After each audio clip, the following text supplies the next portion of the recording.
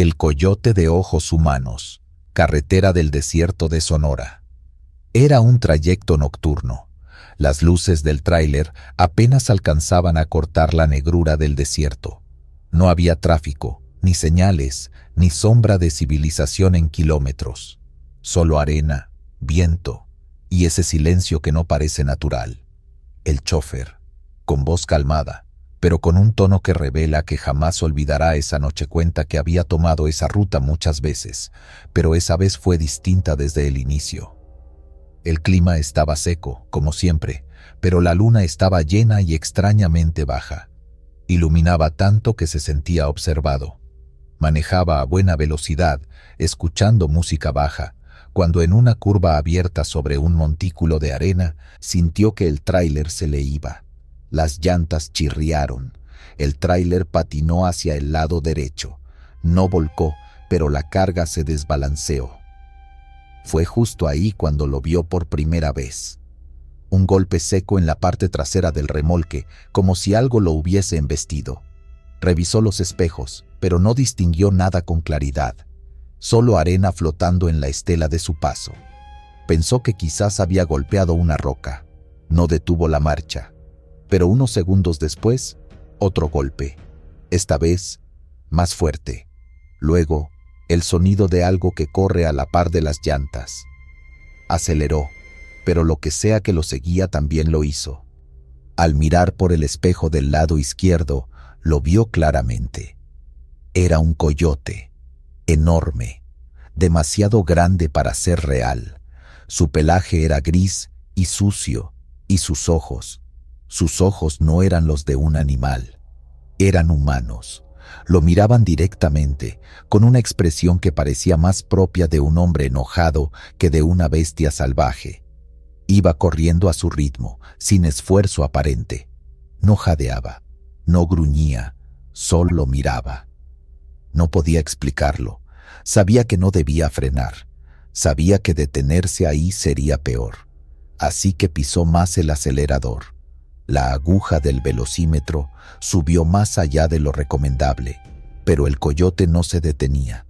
Cambiaba de lado, como si buscara un punto débil para lanzarse.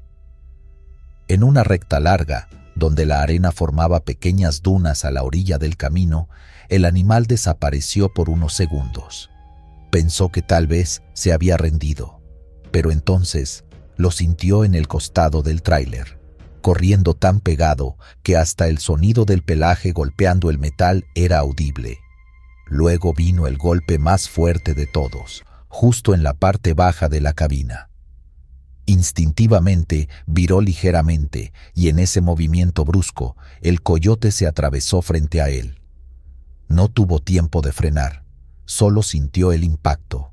El cuerpo del animal quedó bajo el eje. La inercia lo empujó varios metros más hasta que pudo detener el tráiler con seguridad. Bajó. Llevaba una linterna. Caminó hacia la parte trasera y ahí lo vio.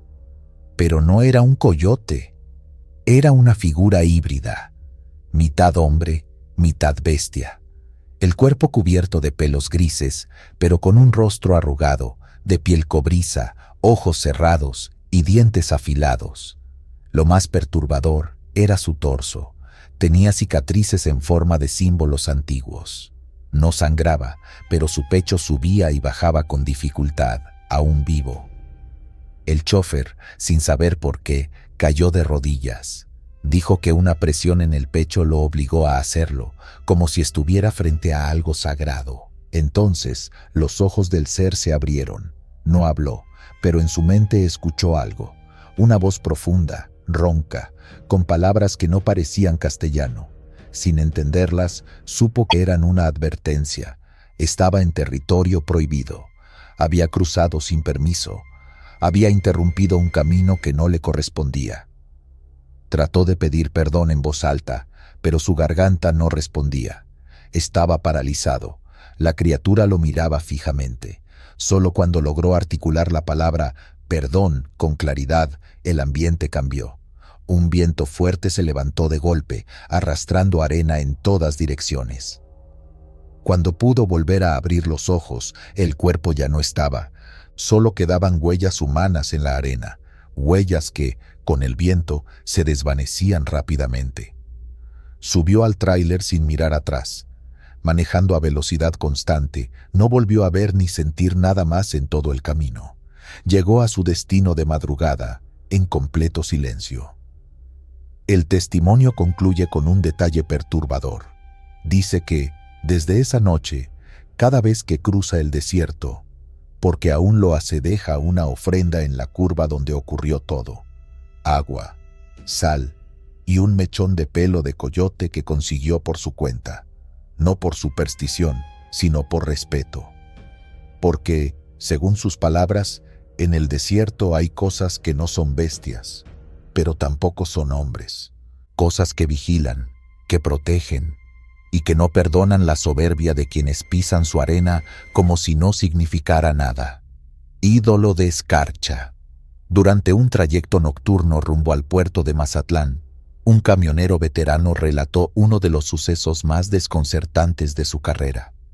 No estaba seguro de si compartirlo lo haría parecer loco, pero lo contaba con ese tono sereno de quien ha vivido cosas que ya no necesitan explicación. Había salido desde Guadalajara a eso del atardecer, con una carga ligera y sin presiones de horario. Era un trayecto que ya conocía bien, con muchas horas de carretera abierta y curvas entre cerros. En el tablero, como siempre, llevaba una figura de un santo viejo, heredado de su madre. No era más grande que un encendedor, de yeso blanco con detalles dorados ya desgastados. Según le habían dicho, ese santo protegía a los viajeros. Nunca había tenido problema con él, hasta ese viaje. La primera noche fue tranquila. Dormido en una gasolinera sobre su litera, despertó con el frío metido en los huesos. Lo raro fue encontrar la figura caída sobre el asiento del copiloto. Pensó que quizá al frenar se había resbalado, pero lo extraño era que estaba húmeda. Al tocarla, sintió como si la hubiera sacado del congelador. Y eso que ni aire acondicionado había encendido. No le dio más vueltas. Volvió a colocarla en el tablero, encendió una vela como hacía su madre y siguió su ruta. La mañana siguiente, al detenerse para desayunar, notó que la figura no estaba. Revisó toda la cabina, incluso las mochilas y los cajones del camión. Nada. Solo cuando regresó al volante y se resignó a seguir sin ella, la vio aparecer de nuevo, justo donde la había dejado la noche anterior, pero ahora cubierta con una capa delgada de escarcha, como si hubiera nevado sobre ella. A partir de ese momento, cada mañana la figura desaparecía, y cada mañana volvía a aparecer sola, con ese hielo imposible. Las velas que encendía antes de dormir, en vez de consumirse con lentitud como siempre, se apagaban en segundos, reducidas a cera derretida sin llama visible. Revisó si había corrientes de aire o alguna entrada que explicara el fenómeno, pero la cabina era hermética. Durante una parada en una zona despoblada entre Durango y Sinaloa, se quedó dormido después de un trayecto especialmente cansado. Esa noche tuvo su primer sueño extraño. No lo describía como pesadilla, pero su cuerpo se despertó como si lo fuera. Recordaba estar frente a una montaña verde, cubierta de neblina, y la figura del santo lo miraba directamente. Pero ya no era el yeso pintado de siempre. Era un rostro antiguo, indígena, con una expresión severa, y hablaba. Las palabras no eran claras, no eran en español. El conductor pensó que estaba soñando con sonidos sin sentido, hasta que reconoció algo que había oído alguna vez en un documental: náhuatl. No entendía qué le decía, pero la voz era autoritaria, como si le ordenara algo. Despertó empapado en sudor, y al mirar al tablero, la figura ya estaba allí, con escarcha nueva y una vela encendida sola, consumiéndose sin llama. Las noches siguientes fueron una repetición cada vez más intensa. La voz en náhuatl se volvía más fuerte, le hablaba con urgencia. En un momento comenzó a ver imágenes: caminos de tierra, selvas húmedas, una pirámide enterrada y un altar. Cada vez que intentaba huir del sueño, el ídolo lo seguía. Siempre en silencio, siempre con esa mirada que parecía más viva que una piedra. En un paradero cerca de Elota, decidió tirar la figura. La arrojó al monte, lejos, sin mirar atrás. Respiró con alivio, como si se hubiera quitado un peso del alma, pero al regresar al camión, ahí estaba, sentada sobre su volante, mojada y con gotas congeladas goteando sobre el asiento. Fue ahí cuando entendió que no se trataba de un objeto normal. Consultó a un conocido suyo, de los que andan en cosas de herbolaria y creencias viejas. Le describió los sueños, el náhuatl, la escarcha. El hombre palideció y le dijo que eso no era un santo. Era un ídolo, probablemente un teótol antiguo, un dios prehispánico disfrazado de figura religiosa, y que, por alguna razón, lo había escogido a él para llevarlo a donde debía estar. Las pesadillas continuaron. Una noche, durante un tramo sin señal, se durmió en el interior del tráiler, cerrando bien todo. Cuando abrió los ojos, no estaba en su camión. Estaba de pie frente a un altar de piedra. Vio fuego encendido, cuerpos danzando, tambores lejanos. El ídolo reposaba sobre el altar y una voz retumbaba en su cabeza. «Fuiste llamado, llévame a casa». Despertó sin aliento y ya no pudo negarse más. Los últimos tramos del viaje los hizo en silencio, con el rostro tenso, sin música. Se dejó guiar por los sueños, por las imágenes que el ídolo le plantaba cada vez más vívidas. No sabía qué buscaba exactamente, pero algo lo empujaba a desviarse hacia caminos menos transitados, a cruzar terrenos que no conocía. Se internó por veredas sin asfalto, sorteó arroyos, durmió entre árboles. Una noche, al pie de una colina, detuvo el camión. El ídolo se calentaba, desprendía vapor, la tierra temblaba leve bajo sus pies. A lo lejos, cubierto por la vegetación, lo vio, un montículo de piedra semienterrado, cubierto de raíces. Sintió que debía dejarlo ahí. No se lo cuestionó. Cavó con sus manos hasta descubrir una entrada. Era una especie de cámara subterránea con muros grabados con símbolos agrícolas, mazorcas, lluvias, serpientes. Al fondo, un pequeño altar partido, cubierto por polvo de siglos. Colocó el ídolo allí. No dijo nada. Solo lo dejó y se retiró. Pero cuando giró, ya no estaba solo. Una figura alta, con cabeza de venado y cuerpo humano, lo observaba desde el umbral. No se movía. Tenía ojos rojos como brasas apagadas. El camionero retrocedió, pero la criatura solo alzó una mano, como en señal de respeto. El aire se volvió denso, las plantas se agitaron sin viento. Entonces lo escuchó. El ciclo continúa. Corrió al camión sin mirar atrás. El motor arrancó como si esperara la orden. Al salir del bosque, notó que el tablero estaba vacío. El ídolo ya no volvió a aparecer. Ni la escarcha, ni las velas, ni las voces. Solo quedó el recuerdo. Y desde entonces, cada vez que pasa por Mazatlán, evita mirar hacia la sierra. Dice que siente que algo lo observa desde la distancia, no con odio, sino como quien agradece y espera que algún día, quizá, vuelva a servir. La Llorona de Catemaco. Aquella madrugada, la carretera costera que bordea la laguna de Catemaco estaba envuelta en una niebla espesa. No era la típica bruma ligera de humedad, sino una capa densa que se pegaba a los cristales, como si quisiera invadir la cabina. El chofer, un hombre ya curtido por años de camino, venía descendiendo por una de las curvas más pronunciadas que cruzan sobre un puente viejo, cuando escuchó por primera vez el sonido. No era viento, no era motor, eran sollozos, lejanos, pero tan claros como si alguien llorara a 1 metro de distancia. Lo primero que hizo fue bajar el volumen del radio. Apagó el aire acondicionado. Escuchó con más atención. Ahí seguía un lamento apagado, agudo y constante, como si saliera del fondo del agua. Pensé que era un animal, algún ave de esas que chillan de madrugada, confiesa.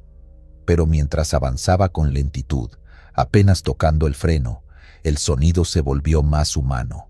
Un llanto largo, con pausas, como si cada sollozo doliera más que el anterior. La niebla le permitía ver solo unos metros al frente, y eso bastó para notar lo imposible. Una silueta blanca de pie justo en medio del puente. No hizo gesto de moverse, no se inmutó ante las luces del tráiler.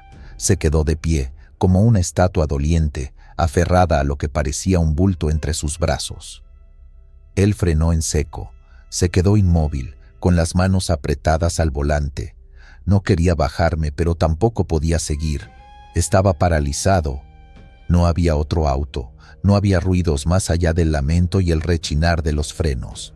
Encendió las luces altas. La figura seguía allí. Era una mujer, o al menos eso parecía, vestida con algo largo, suelto. El cabello le caía a los lados del rostro, y entre los brazos llevaba lo que al principio creyó que era una cobija, pero esa cobija se movía, se agitaba, como si algo estuviera dentro. El chófer bajó la ventana lentamente y gritó. Le preguntó si estaba bien, si necesitaba ayuda. La mujer no respondió. El llanto se detuvo de golpe, solo el eco del silencio en el puente. Y entonces, en lugar de una respuesta, el agua bajo el puente pareció estremecerse. Un golpe seco resonó, como si algo hubiera caído desde lo alto, pero él seguía viendo a la mujer allí, intacta. Encendió las luces intermitentes, sacó una linterna del tablero y apenas pensaba en bajarse cuando la figura desapareció.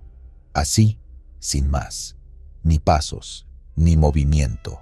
Solo un vacío donde segundos antes había alguien. El bulto también se esfumó, dice. No escuchó correr, no escuchó chapoteos, pero de pronto ya no había nadie. Retrocedió el tráiler unos metros y se quedó allí estacionado hasta que amaneció. No pudo dormir, no quiso moverse más.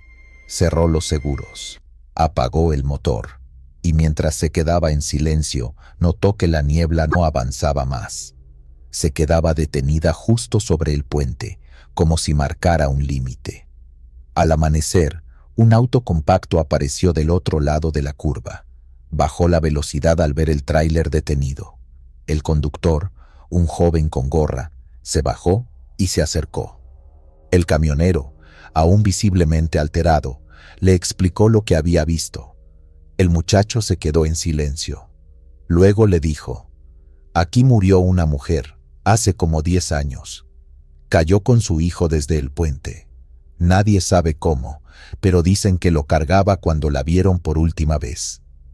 Decidieron revisar el puente, con la luz ya más clara. No había señales recientes de accidente, pero en la orilla del asfalto, donde el muro protector está dañado, se veían marcas de neumáticos. No eran de tráiler, eran marcas de un auto pequeño que en algún momento se había detenido justo en el centro del puente. El camionero bajó al borde, se asomó. Las aguas de la laguna parecían tranquilas, como si no hubieran albergado nada más que peces. Pero en uno de los pilotes notó algo, un listón blanco, amarrado, casi deshecho por el tiempo, como los que se ponen en los velorios. No vi el rostro de esa mujer, pero juraría que no era un fantasma normal, relata. No quería asustarme, era como si me estuviera pidiendo algo, como si su pena se hubiera quedado ahí, entre el concreto y el agua. Esa misma semana, preguntó en una tienda cercana, una señora mayor le habló de la historia, de la mujer que había cruzado el puente con su bebé en brazos una madrugada de tormenta, del vehículo que apareció días después, flotando cerca de la orilla, del cuerpo de la mujer que nunca se encontró. Ella no se fue, le dijo. Vuelve cada vez que hay niebla, buscando al niño. Lo sigue cargando aunque ya no esté. Desde ese día, el camionero evita ese tramo de noche. Si por necesidad tiene que cruzarlo, Baja la velocidad, apaga la radio y no voltea hacia el agua. Dice que la última vez que pasó por ahí, creyó oír de nuevo el llanto, pero esta vez no se detuvo. Siguió manejando con los nudillos blancos en el volante y los ojos bien fijos en la línea del carril. No es el único que ha reportado verla. Otros choferes, incluso pescadores de la zona, aseguran haber visto a la mujer, siempre en el mismo lugar, siempre con niebla, siempre de blanco. No es como la Llorona que cuentan en cuentos, explica el hombre. Esta es otra. Esta está atrapada aquí, como si la carretera fuera su castigo, o su tumba. En los archivos locales no aparece mucha información oficial, solo una nota amarillenta de periódico donde se menciona el accidente. El nombre de la mujer no se publica, pero la historia persiste, se repite entre conductores que no se conocen entre sí. La describen igual, la visten igual, la escuchan llorar igual. Dicen que no busca venganza, que su dolor es tan profundo que ni siquiera asusta.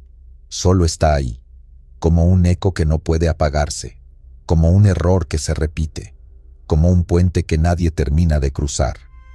Y el chofer, cada vez que lo cuenta, lo hace con la voz baja, sin adornos, sin exagerar, porque sabe que mientras él está vivo, ella sigue atrapada, porque mientras siga existiendo esa curva en la carretera de Catemaco, habrá alguien que escuche su lamento desde el asiento de un tráiler. Luces en la mina olvidada.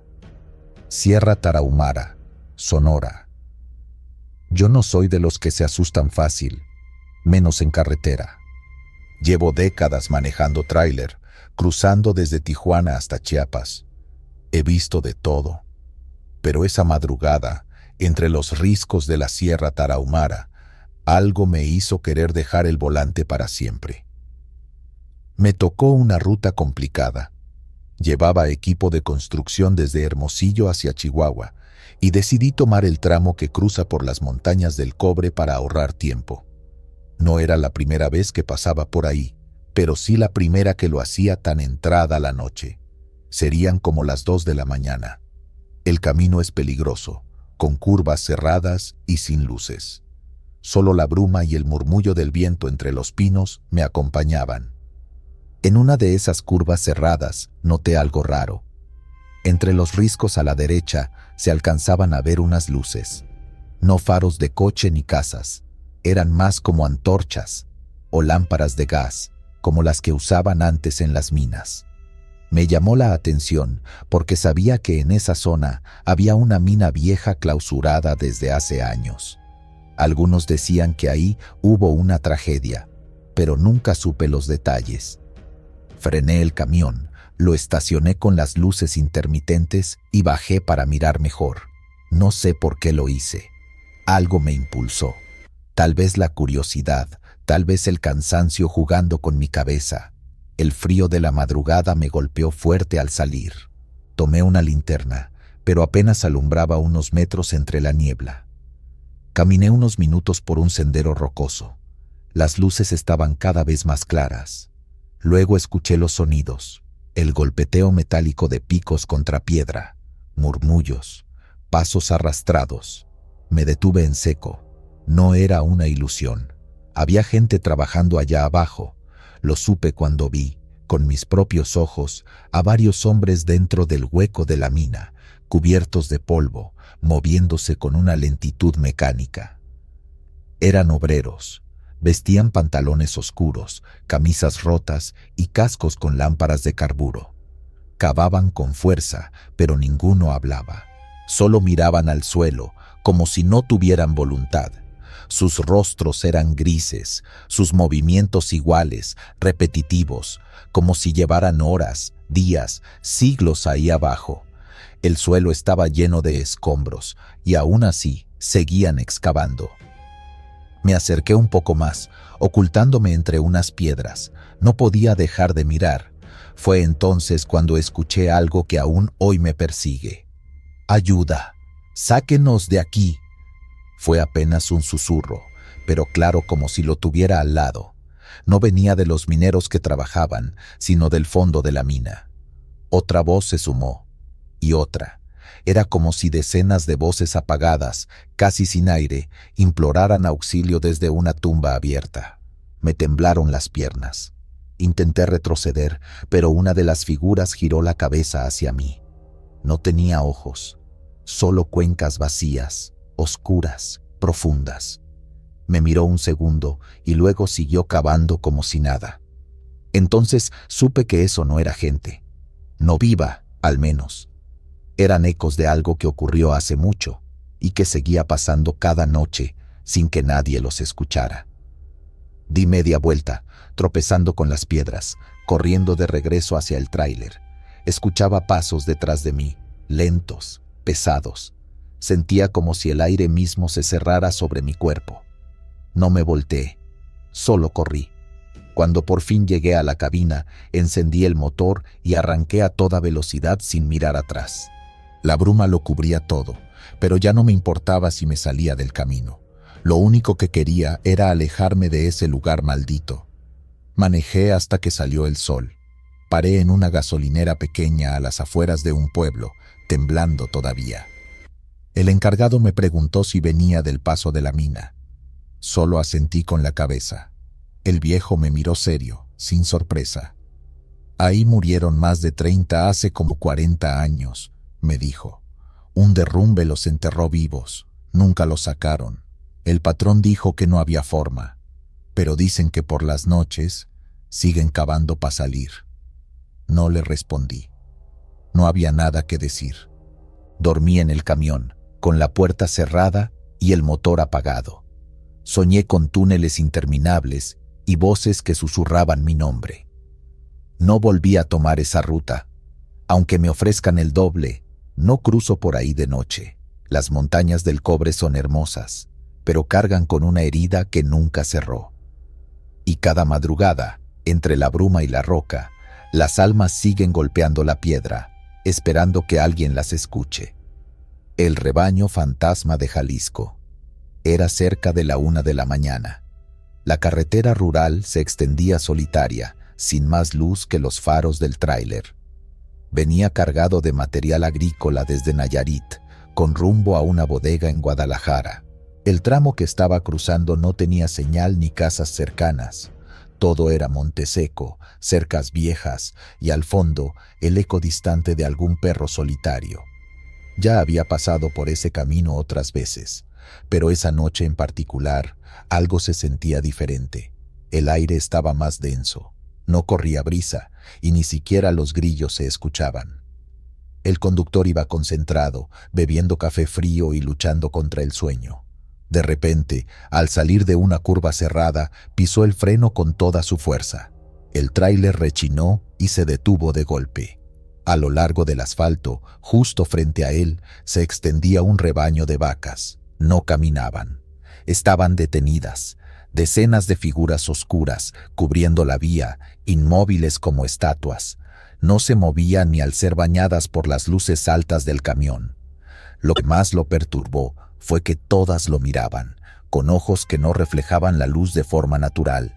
Brillaban con un tono rojo, fijo, como si estuvieran hechas de otra cosa, como si no fueran animales vivos, sino presencias que solo imitaban su forma.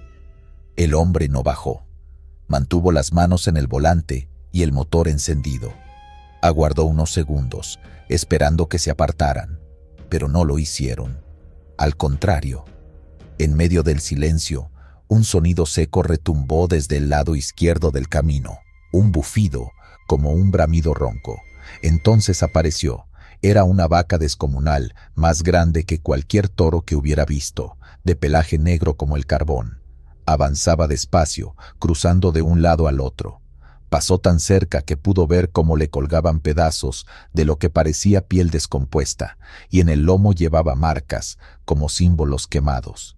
La criatura giró la cabeza hacia él y soltó un mugido que sonó como un lamento profundo, casi humano. Sintió cómo le temblaban las piernas aunque estaba sentado. Cerró los ojos por un instante. Cuando los abrió, la vaca negra ya había cruzado. El resto del rebaño comenzó a moverse, lentamente, como guiadas por esa figura principal. Se deslizaron en silencio hacia el monte, sin producir sonido alguno, sin crujir ramas ni levantar polvo. Una tras otra, desaparecieron entre la maleza. El chofer esperó varios minutos más antes de retomar la marcha. Encendió las luces interiores. Sentía que algo lo seguía, que el aire dentro de la cabina estaba contaminado con ese olor agrio, como a tierra mojada y cuero viejo. Llegó al siguiente poblado al amanecer. Lo primero que hizo fue bajarse a revisar la carretera, pero no había ni una sola huella. El pavimento estaba limpio, ni rastros de pezuñas, ni marcas de paso. Lo único fuera de lugar era un trozo de alambre oxidado, tirado en la orilla del camino, con lo que parecían trozos de pelo negro enredado. Lo pateó con cautela y regresó al tráiler.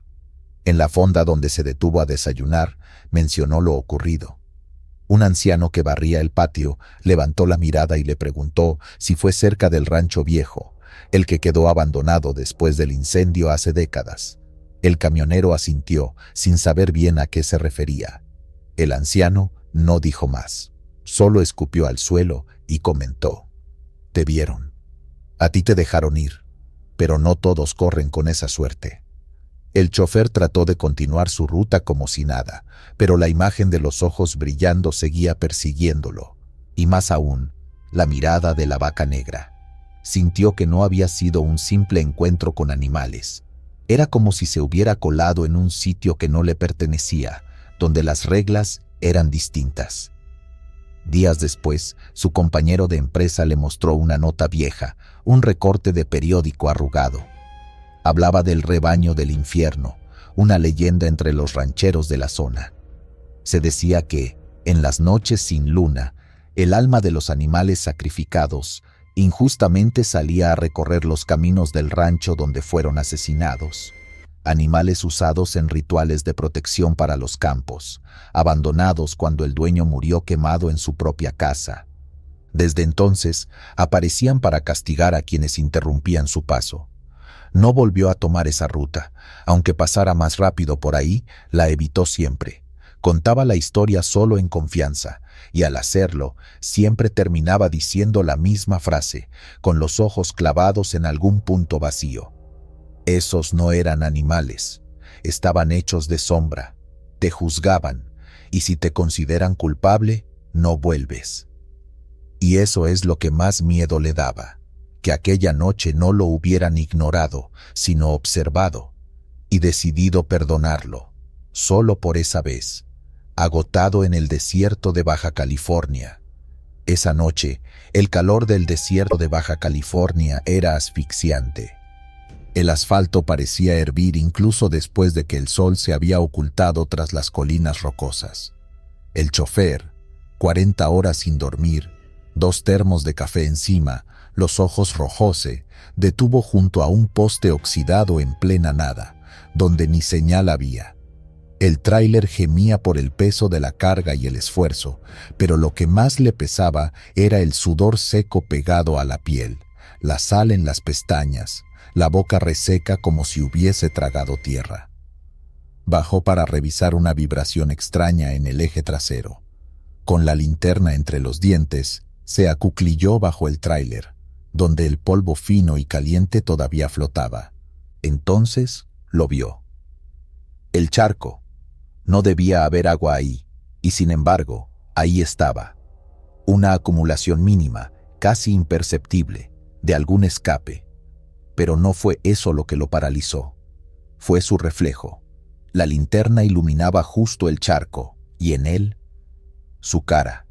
Pero no su cara normal. Era él, sí, pero tenía cuernos. 2 protuberancias oscuras saliendo de su frente, curvadas como las de un chivo. Y su sonrisa no era suya. Era una mueca torcida, burlona, casi de disfrute. Se levantó de golpe, golpeándose la cabeza con la defensa. Maldijo. Escupió al suelo. Volvió a mirar. El charco ya no estaba. Pensó que el cansancio le estaba jugando sucio. Subió de nuevo a la cabina. Encendió el motor. Las luces altas se activaron. En el espejo retrovisor vio lo mismo. Su rostro, pero modificado. los cuernos, la sonrisa, la mirada que no parpadeaba. Apagó las luces. El reflejo desapareció.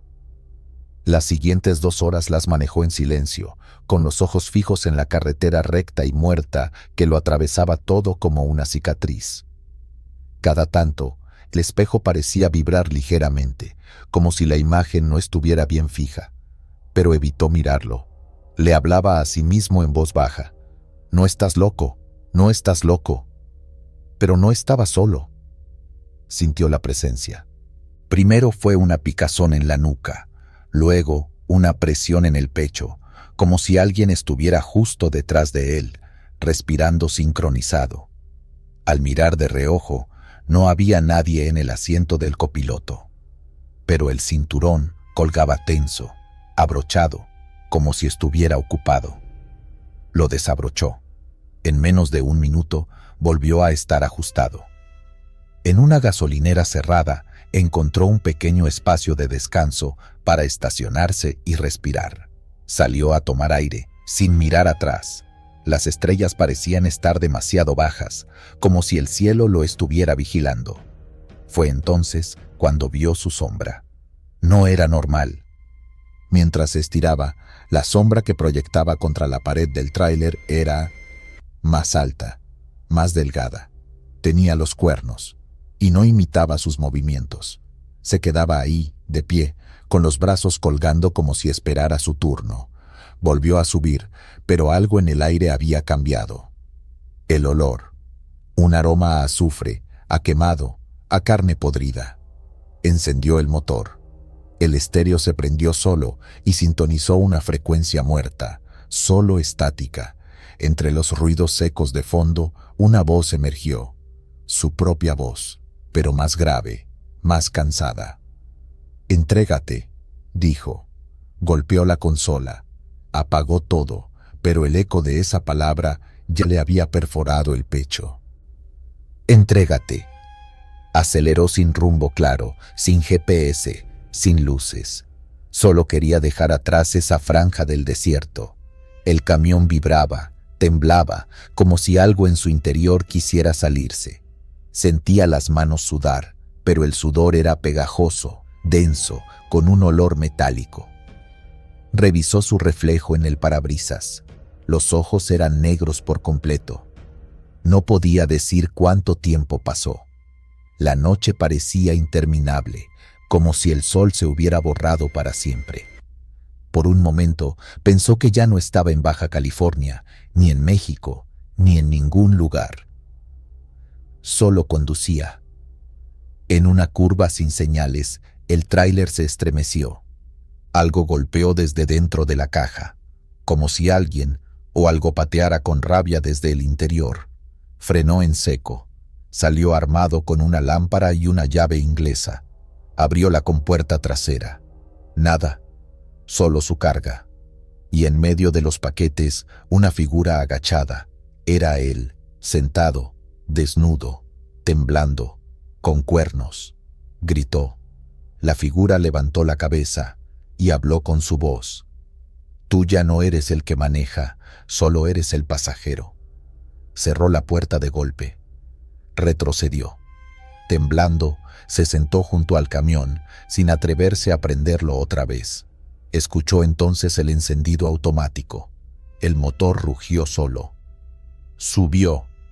El volante giraba sin que él lo tocara.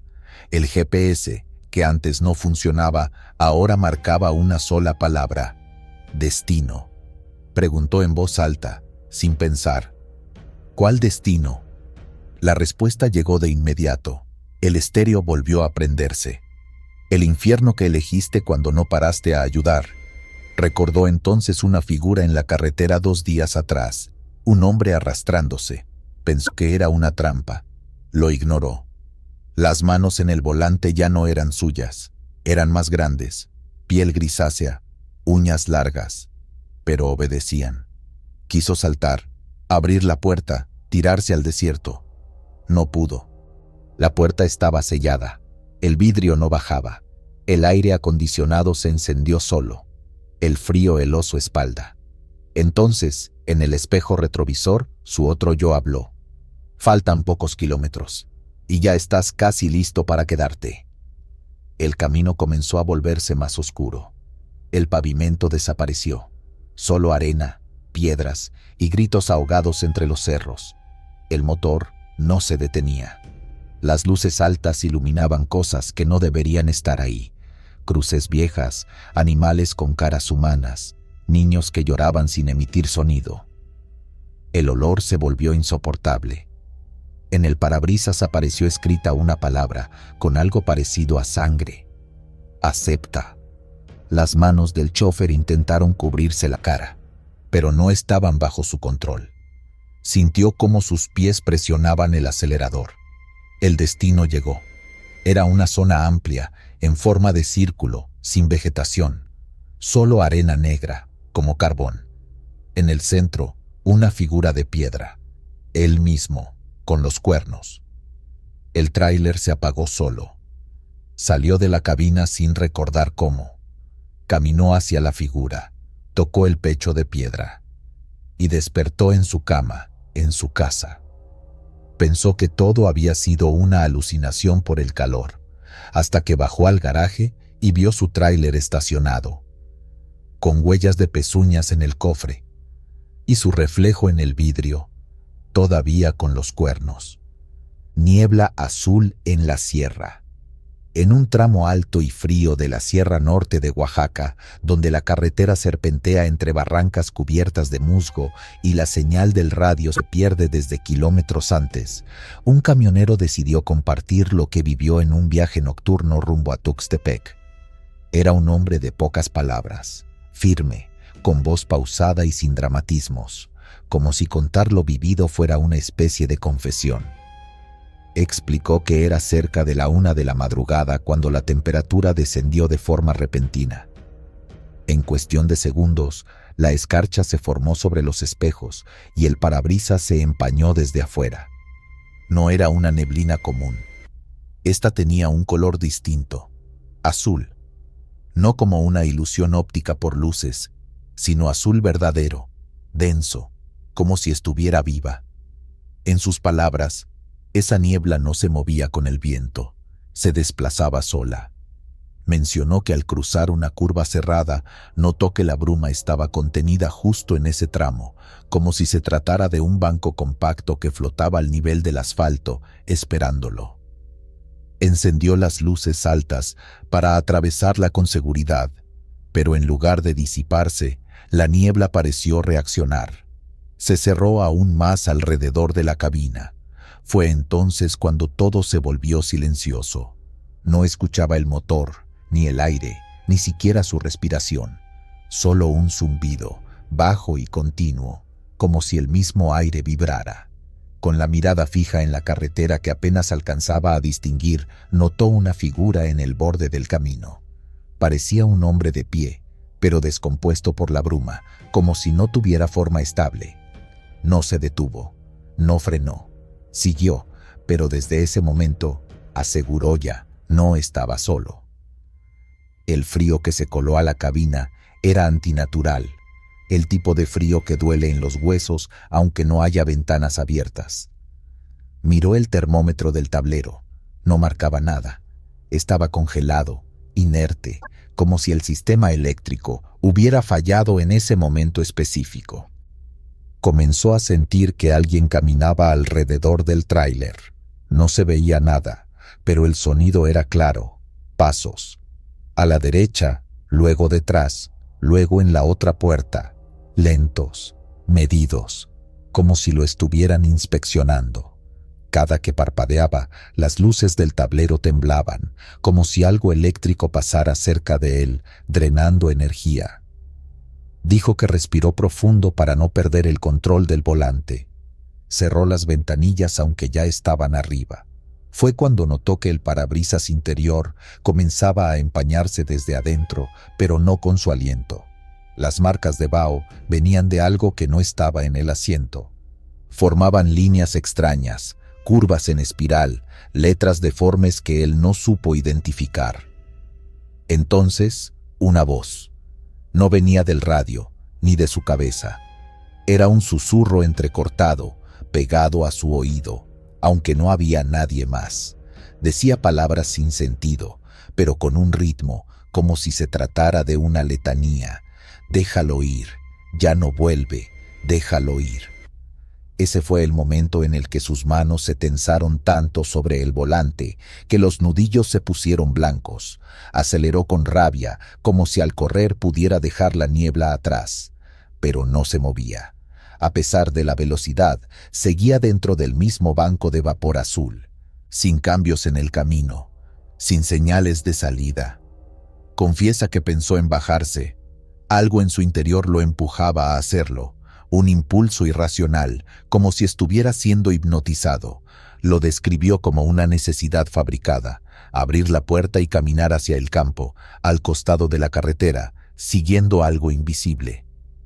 Fue el aire el que lo detuvo, una bocanada helada, pero con un olor peculiar. A tierra mojada, a hueso, a cera, como si hubiera entrado en un panteón. El interior del tráiler se volvió irrespirable. El frío ya no era solo físico, le dolían los recuerdos, las emociones, como si esa niebla se metiera con su mente. Intentó poner música, hablar en voz alta, cualquier cosa para romper el ambiente.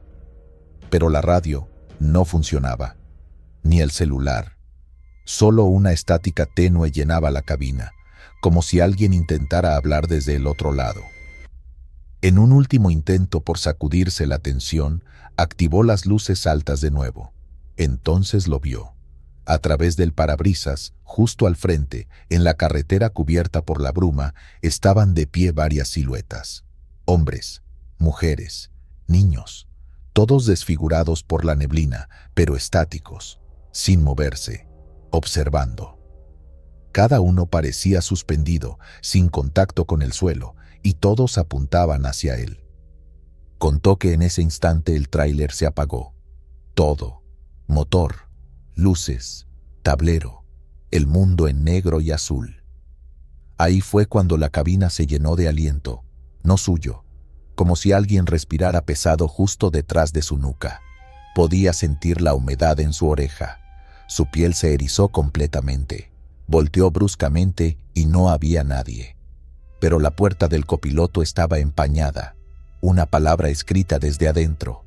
«Quédate». Sintió que sus ojos se nublaban, como si el cuerpo no pudiera más. El cansancio lo golpeó de golpe, sin aviso. Su visión borrosa, los oídos taponados, el corazón lento. Pensó que era el final, que esa bruma era una trampa, un cementerio flotante. Se repitió a sí mismo en voz baja. Sigue, solo sigue, como un mantra. Giró la llave una y otra vez. El motor no respondía, hasta que en un intento más, tosió y arrancó. Las luces se encendieron débiles, pero fueron suficientes para ver que las figuras en la carretera habían desaparecido. La niebla se deshacía poco a poco, como si algo la desinflara. Avanzó a ciegas durante varios minutos hasta que el aire recuperó su densidad natural. El cielo se abrió y las estrellas volvieron a brillar. La temperatura subió unos grados. El tablero volvió a funcionar. Todo estaba normal, demasiado normal. No volvió a detenerse hasta llegar al primer retén militar, donde pidió descansar en el asiento. Los soldados le preguntaron si estaba bien, pero solo dijo: «Niebla azul, no se detengan si la ven, nunca se detengan». Con el tiempo, otros choferes dijeron haber visto esa bruma en la misma zona, siempre de madrugada, siempre sin dejar rastro. Se habla de una maldición antigua, de un pasaje maldito entre cerros donde se perdieron muchas vidas antes de que se construyera la carretera. Dicen que las almas no saben que están muertas y caminan en círculo esperando que alguien más se quede con ellas, para no seguir solos. Él no volvió a tomar esa ruta, vendió su unidad, nadie lo juzga. Pero cada que ve niebla en el camino, aunque sea blanca y leve, siente un escalofrío recorrerle la espalda, porque sabe que en algún rincón de Oaxaca, la niebla azul lo está esperando otra vez. Pesadilla en el eje 5 Oriente.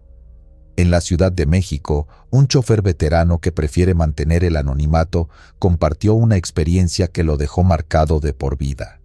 Llevaba más de 15 años manejando tráiler por las avenidas industriales, y nada lo había perturbado tanto como los sueños que empezó a tener a inicios de noviembre.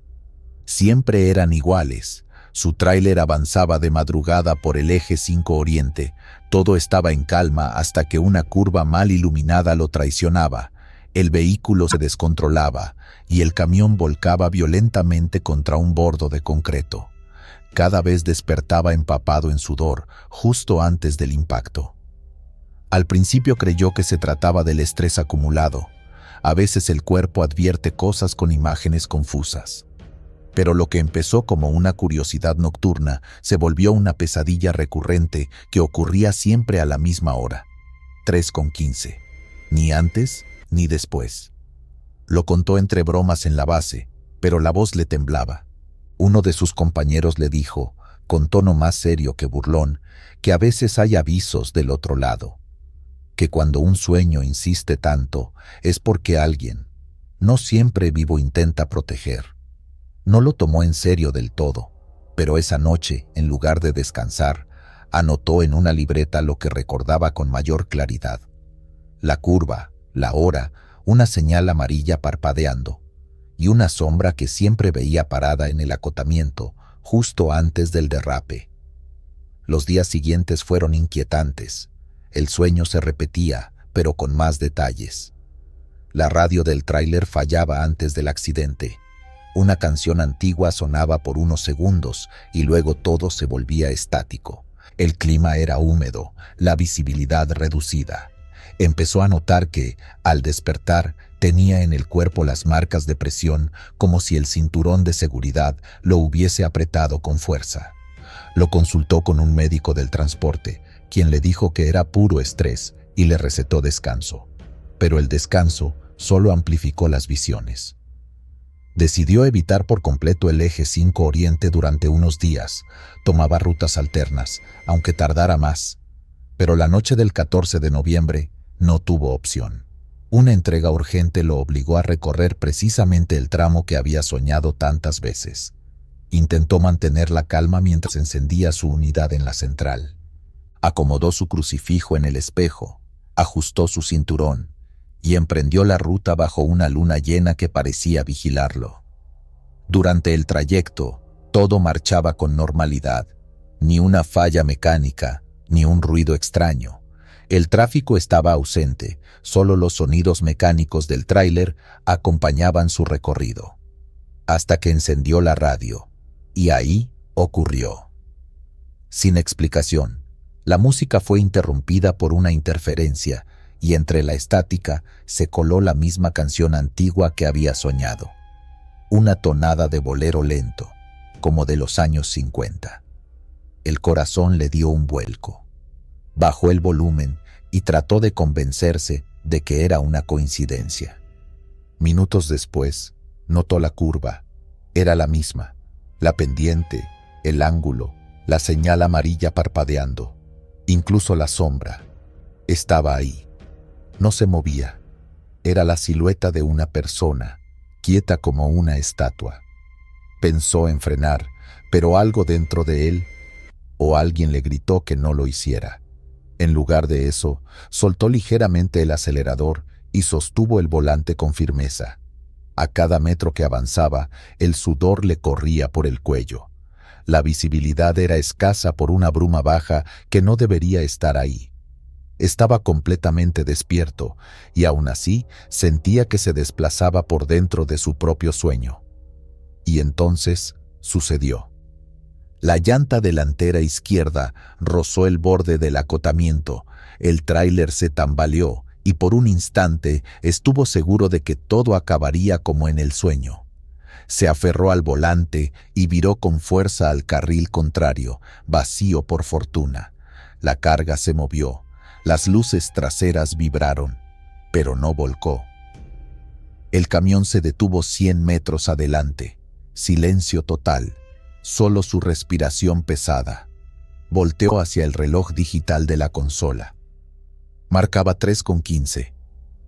Ahí fue cuando el terror se transformó en otra cosa, en comprensión. Lo que vivió no fue un mal sueño, sino una advertencia. Y lo más perturbador de todo es que nunca pudo explicar quién era la figura que vio parada junto al camino. Al volver al punto exacto de día, no había nada. Ni sombra, ni señal, ni marcas. Solo una curva común y corriente. Después de aquella noche, el sueño no regresó. Pero cada vez que pasa por el eje 5 Oriente, a esa misma hora, baja la velocidad. Y mira con el rabillo del ojo el lugar exacto donde esa figura lo esperaba en el arcén. A veces cree ver algo, a veces no, pero en su corazón lo sabe con certeza. Alguien lo cuidó esa noche. Y no era humano, el dije maldito de Nogales.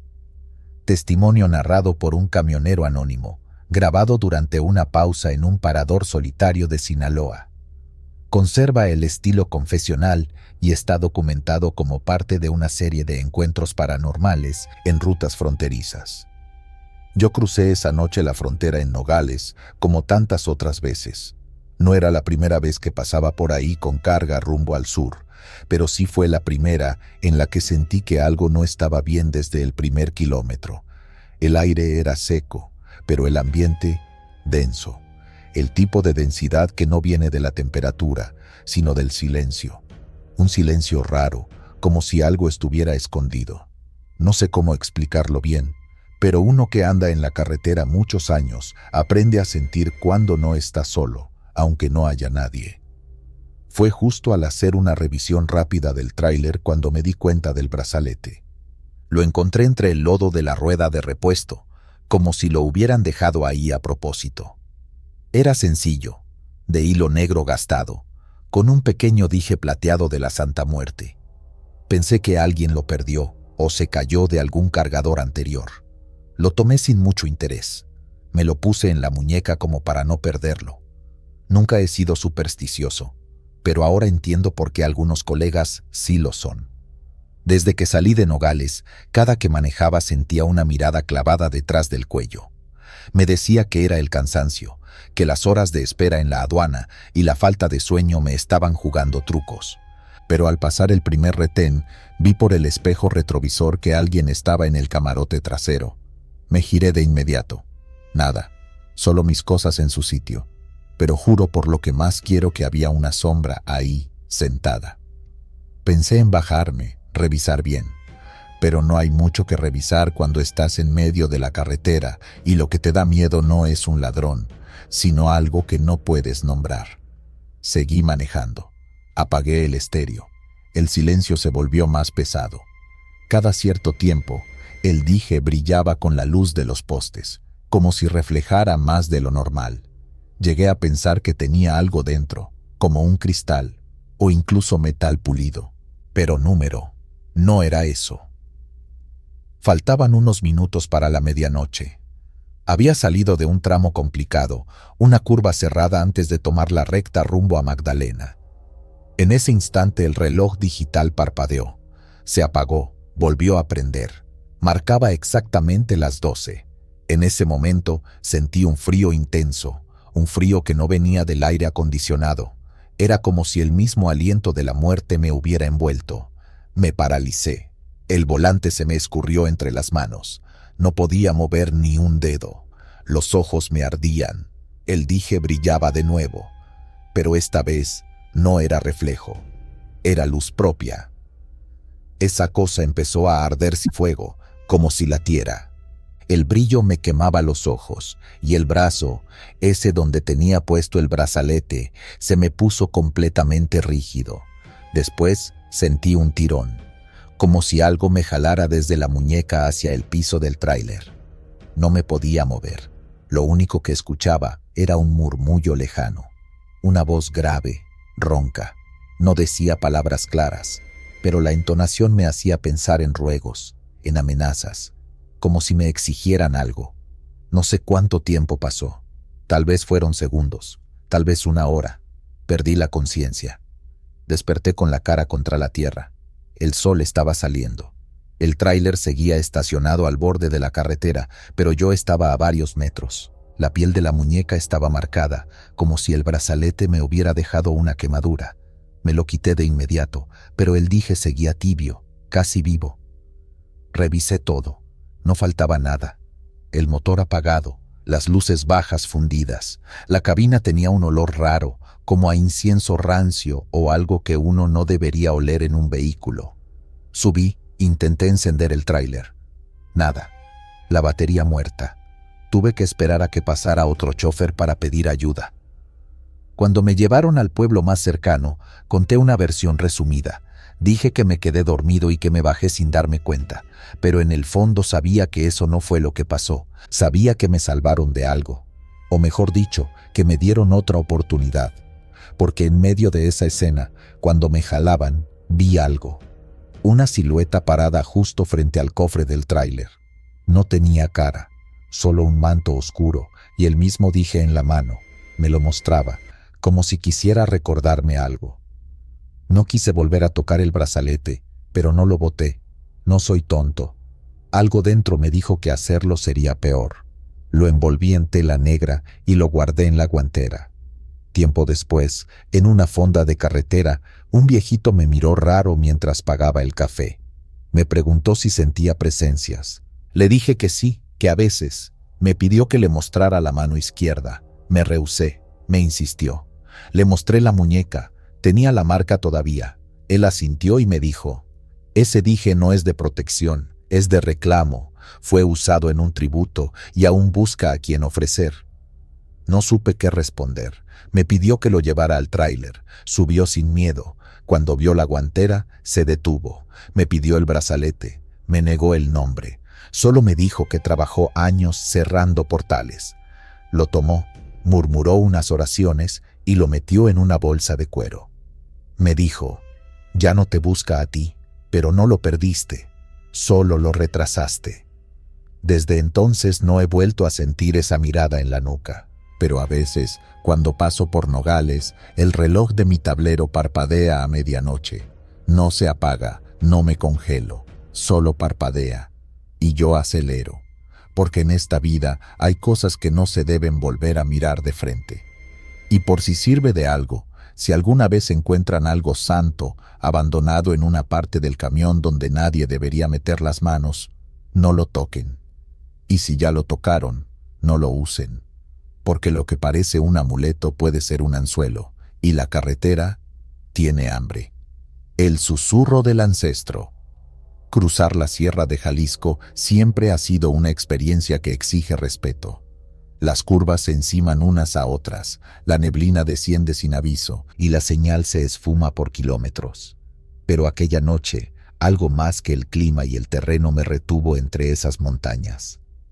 Venía cargado desde Guadalajara rumbo a Colima, con el tráiler apenas por debajo del peso máximo. Iba solo. Hacía años que me había acostumbrado a las rutas solitarias y ya nada me espantaba. Pero al entrar a un tramo donde los cerros se cierran como si quisieran aplastar el camino, empecé a sentir una presencia extraña. Faltaban pocas horas para el amanecer y decidí frenar en un ensanchamiento de grava, apenas visible entre las sombras. Había un desvío angosto bloqueado con piedras y señales oxidadas. Mientras apagaba el motor, escuché algo que no había sentido en años: la voz de mi abuelo. No era una alucinación. La escuché con la claridad con la que uno reconoce su propio nombre. No gritó, solo habló como si estuviera sentado al lado, pero venía de las rocas, de la montaña. Su tono era el mismo que usaba cuando me enseñaba a amarrar los nudos de carga, o cuando me hablaba de cosas que no debía repetir. Bajé del tráiler con el corazón helado. Había algo en esa voz que no era una simple evocación. No había viento, no pasaban autos, ni luces lejanas. El silencio era total, y sin embargo, la voz me guió. Avancé hacia el desvío bloqueado. Al fondo, casi al nivel de las vías abandonadas de un tren viejo, una figura estaba de pie. Era un hombre encorvado, vestido con una cobija cruzada y el rostro apenas visible entre sombras. Lo reconocí sin saber cómo. No era mi abuelo. Era más viejo. Llevaba en su rostro la misma nariz, los mismos ojos profundos, pero cubiertos de siglos de sufrimiento. Me habló en náhuatl. No entendí todo, pero algunas palabras las recordaba por mi abuelo. Me hablaba de fuego, de perdón, de una promesa rota. Luego, en un español quebrado, me dijo: «Tú llevas mi sangre y mi deuda. Lleva mis palabras a Tequepexpan». No supe cómo responderle. Sentí que debía asentir. Al hacerlo, la figura desapareció con un suspiro. La niebla se disolvió de golpe. Subí de nuevo al tráiler sin saber si estaba perdiendo la cabeza. Continué el viaje con el corazón inquieto. Pasaron los días, pero el recuerdo no me soltaba.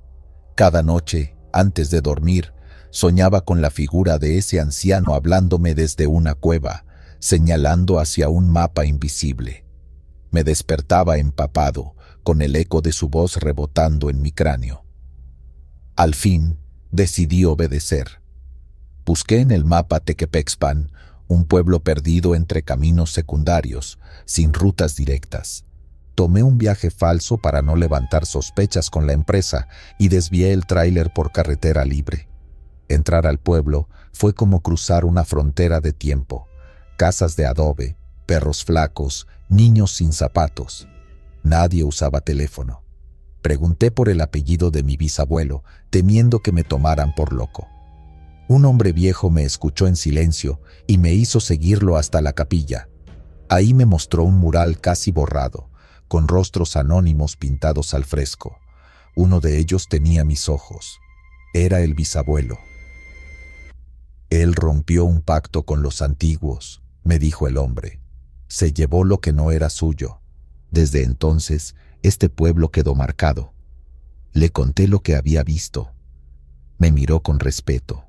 Me pidió que repitiera las palabras en náhuatl que había escuchado. Las pronuncié como pude, sintiendo que alguien me empujaba a hacerlo bien. El anciano asintió, bajó la cabeza y se santiguó. En ese momento, un trueno rompió el cielo sin nubes. La tierra vibró como si algo dormido hubiera despertado, o se hubiera marchado al fin. Volví al tráiler con una sensación de alivio que no conocía. Manejar de regreso fue diferente.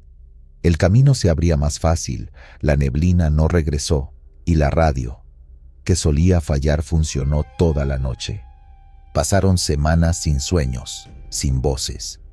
Hasta que, una madrugada, al limpiar la cabina, encontré una moneda antigua bajo el asiento, con un símbolo que no reconocí.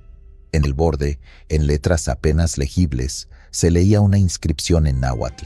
La llevé a un historiador y me dijo que era de uso ceremonial, algo que se entregaba al terminar una deuda espiritual. Nunca hablé del tema con mis hijos, pero en cada viaje por Jalisco, cuando cruzo esa misma sierra, bajo la velocidad, apago la radio y dejo que el silencio me acompañe, por si vuelve a hablar, por si queda algún pendiente por saldar. Desde entonces entiendo algo. Algunos pecados no desaparecen con el tiempo. Se heredan, se encarnan, esperan.